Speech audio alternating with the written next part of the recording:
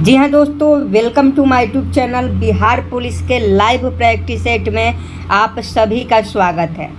आप सब जितने भी दोस्त हैं, हमारे बिहार पुलिस के अभ्यर्थी हैं, जितने भी लोग बिहार पुलिस की तैयारी कर रहे हैं, उन सभी का इस क्लास में स्वागत है।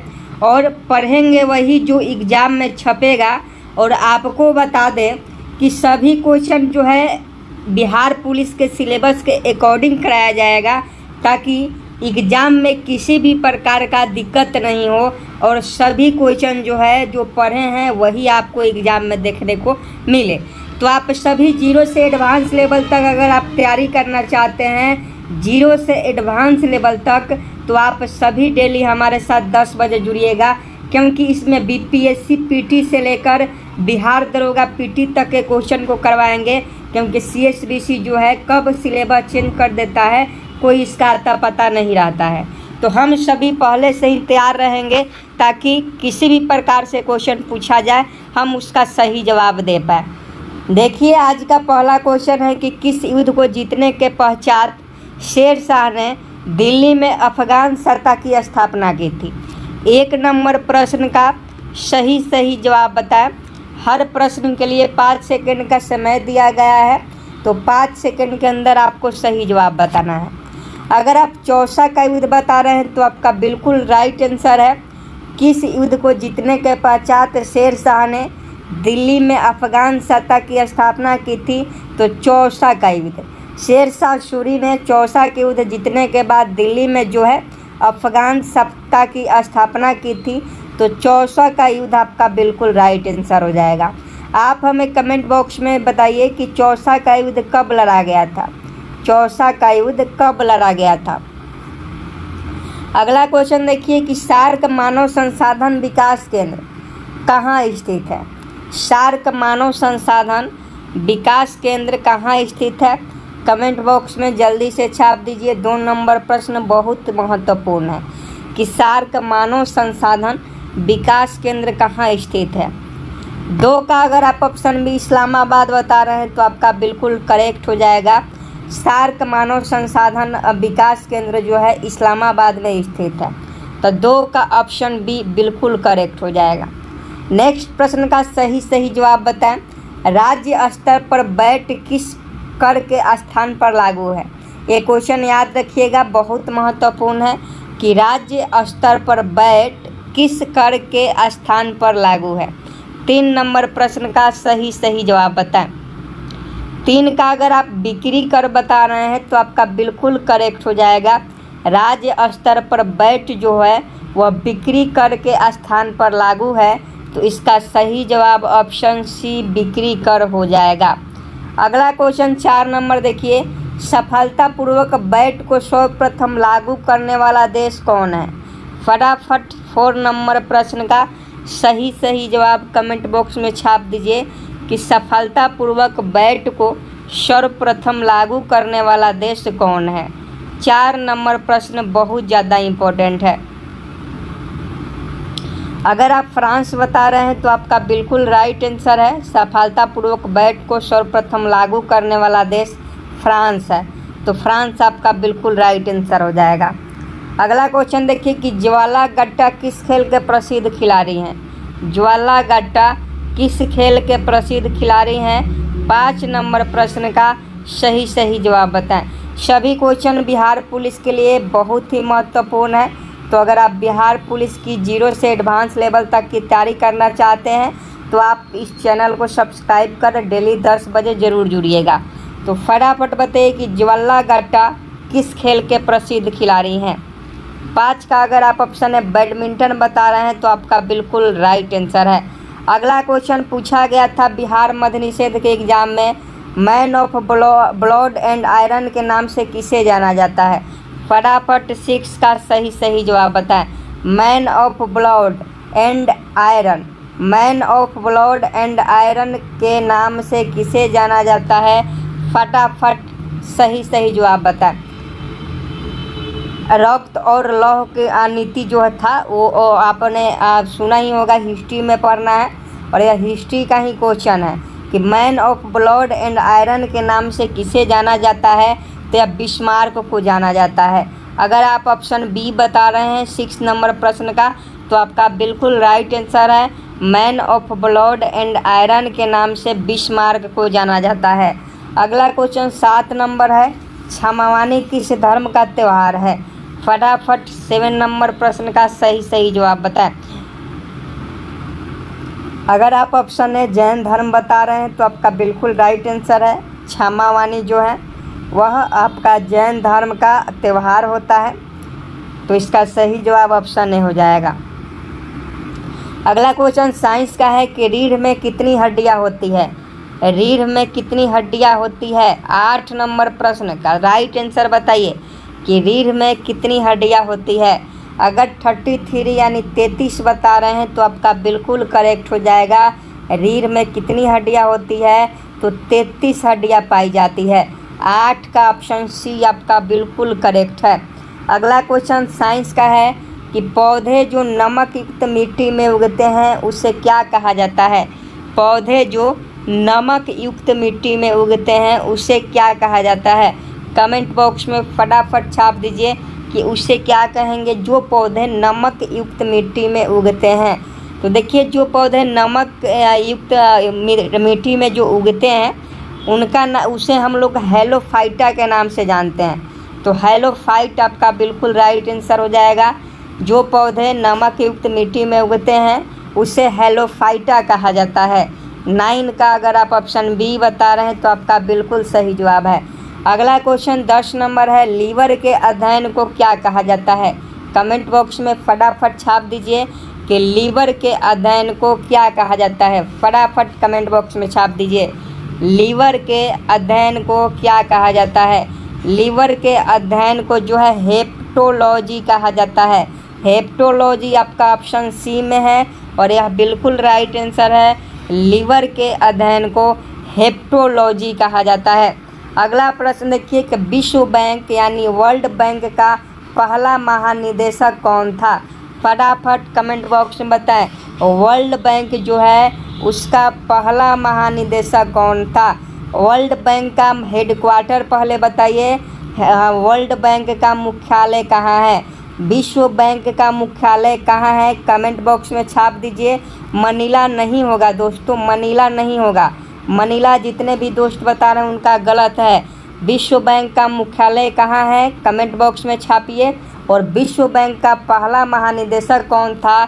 तो 11 का अगर आप ऑप्शन है सदर पीटरलैंड बता रहे हैं तो आपका बिल्कुल राइट आंसर हो जाएगा। विश्व बैंक का पहला महानिदेशक जो था वह सदर पीटरलैंड था।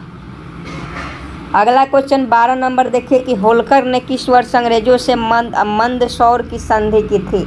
मंदसौर की संधि, मंदसौर की संधि कब की गई थी? तो मंदसौर की संधि 1818 में की जाती है। मंदसौर की संधि कब की जाती है? तो मंदसौर की संधि 1818 में की जाती है। अगला प्रश्न 13 नंबर के किस प्रकाशीय यंत्र द्वारा मेघों की दिशा एवं गति को मापा जाता है? ध्यान से पढ़िए इस प्रश्न को। किस प्रकाशीय यंत्र द्वारा मेघों की दिशा एवं गति को मापा जाता है? 13 का अगर आप ऑप्शन सी नेफोमीटर बता रहे हैं तो आपका बिल्कुल राइट आंसर हो जाएगा। नेफोमीटर विल बी राइट आंसर। अगला प्रश्न देख लीजिए 14 नंबर। नेक्स्ट प्रश्न है 14 नंबर की इंडियन टेलीफोन इंडस्ट्री कहाँ स्थित है?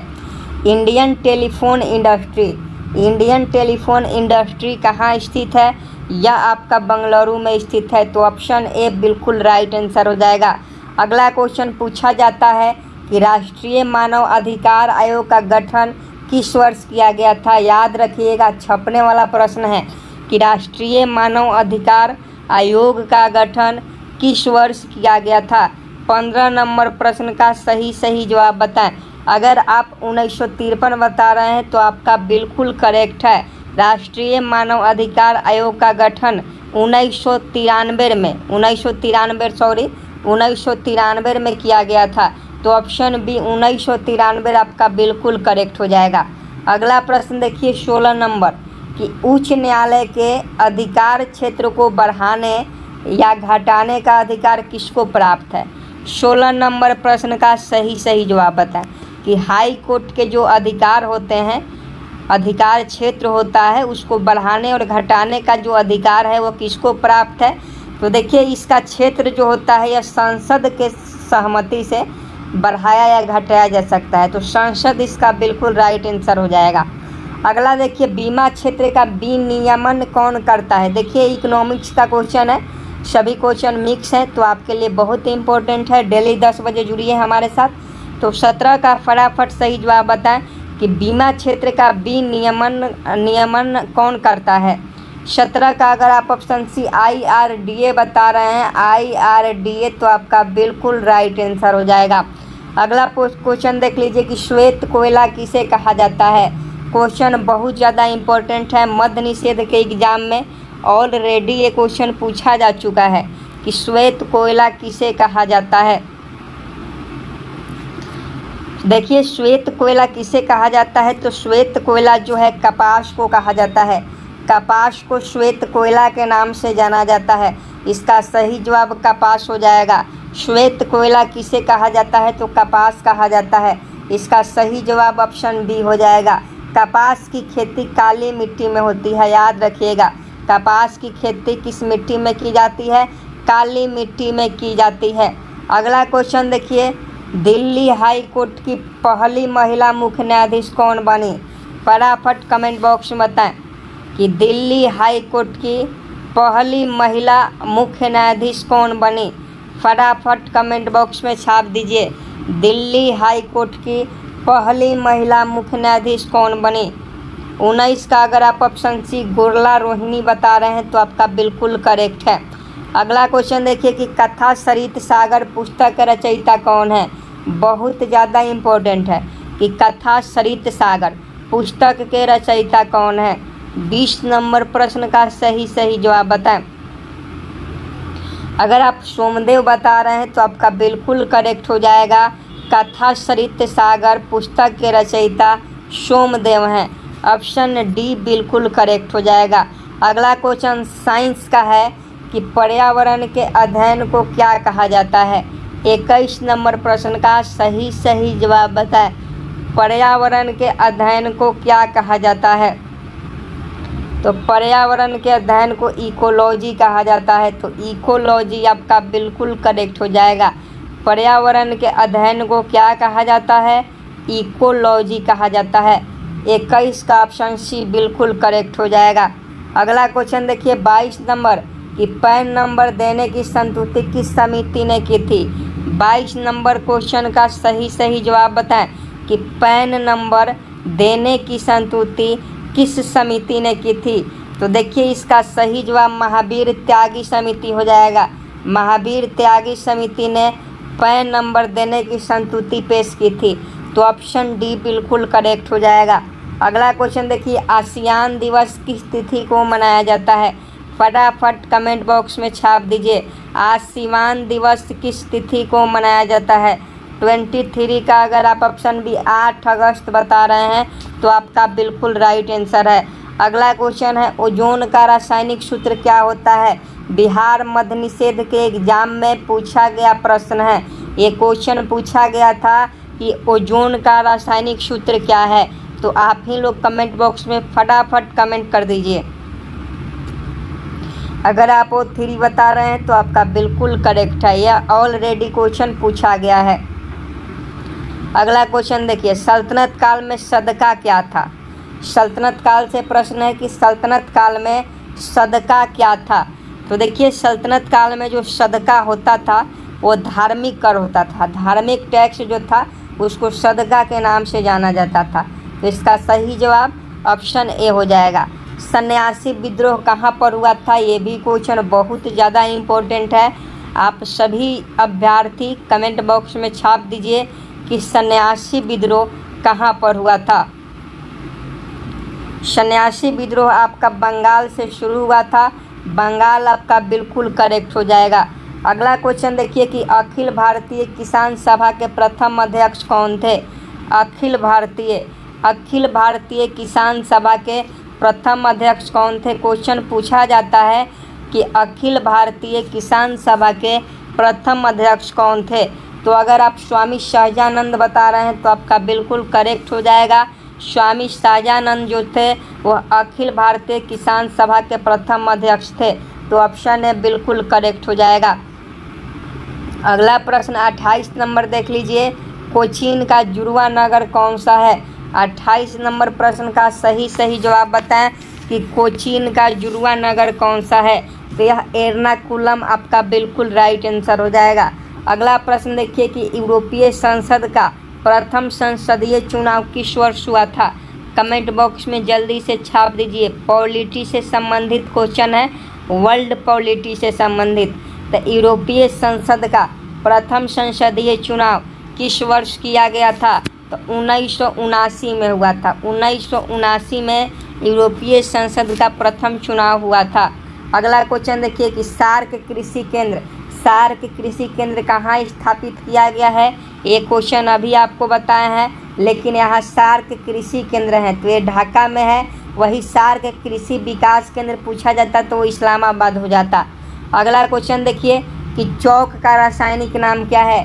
चौक का ये क्वेश्चन पूछा जाता है, जिसे हम लोग खली चूना भी कहते हैं। चौक का रासायनिक नाम क्या है।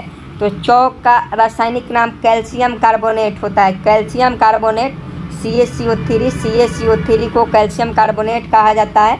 चौक का रासायनिक नाम कैल्शियम कार्बोनेट होता है, याद रखिएगा। अगला क्वेश्चन देखिए कि 13 ताली किस राज्य का प्रमुख लोक नृत्य है।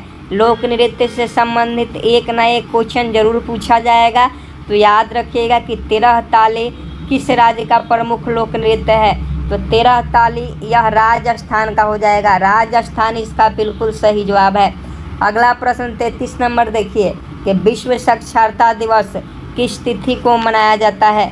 विश्व साक्षरता दिवस किस तिथि को मनाया जाता है। तो विश्व साक्षरता दिवस आपका 8 सितंबर को मनाया जाता है। 8 सितंबर को विश्व साक्षरता दिवस जो है मनाया जाता है। अगला क्वेश्चन देखिए, इंस्टीट्यूट ऑफ लाइफ साइंस कहाँ स्थित है। फटाफट कमेंट बॉक्स में कमेंट कीजिए, इंस्टीट्यूट ऑफ लाइफ साइंस कहाँ स्थित है। तो यह आपका भुवनेश्वर में स्थित है। अगला क्वेश्चन, स्टेनलेस स्टील का आविष्कारक कौन है। स्टेनलेस स्टील क्वेश्चन पूछा जाता है कि स्टेनलेस स्टील के आविष्कारक कौन है। तो 35 का अगर आप ऑप्शन भी हैरी ब्रियरले बता रहे हैं तो आपका बिल्कुल सही हो जाएगा। अगला क्वेश्चन देखिए, चांद बीबी का विवाह किससे कहा हुआ था। चांद बीबी का विवाह क्वेश्चन पूछा जाता है कि चांद बीबी का विवाह किससे हुआ था। तो याद रखिएगा यह आदिल शाह से हुआ था। अगला क्वेश्चन है कि बौद्ध स्थलों यानी ताबो मठ कहाँ अवस्थित है। बौद्ध स्थल ताबो मठ कहाँ अवस्थित है, कमेंट बॉक्स में छाप दीजिए। हिमाचल प्रदेश। जितने भी बच्चे बता रहे हैं उनका बिल्कुल सही जवाब है। अगला क्वेश्चन देखिए कि डाक टिकट संग्रह का शौक क्या कहलाता है। डाक टिकट संग्रह का शौक क्या कहलाता है। तो यह आपका फिलाटेली कहलाता है। ऑप्शन बी बिल्कुल राइट आंसर हो जाएगा। अगला क्वेश्चन देखिए कि कौन सा ग्रह हरे प्रकाश को उत्सर्जित करता है। कौन सा ग्रह हरे प्रकाश को उत्सर्जित करता है।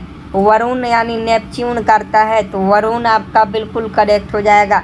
आज का लास्ट प्रश्न होमवर्क के लिए है कि हवाई द्वीप समूह किस महासागर में स्थित है। यह प्रश्न का सही जवाब आप लोग कमेंट बॉक्स में करके देंगे, क्योंकि यह प्रश्न होमवर्क के लिए है। और बिहार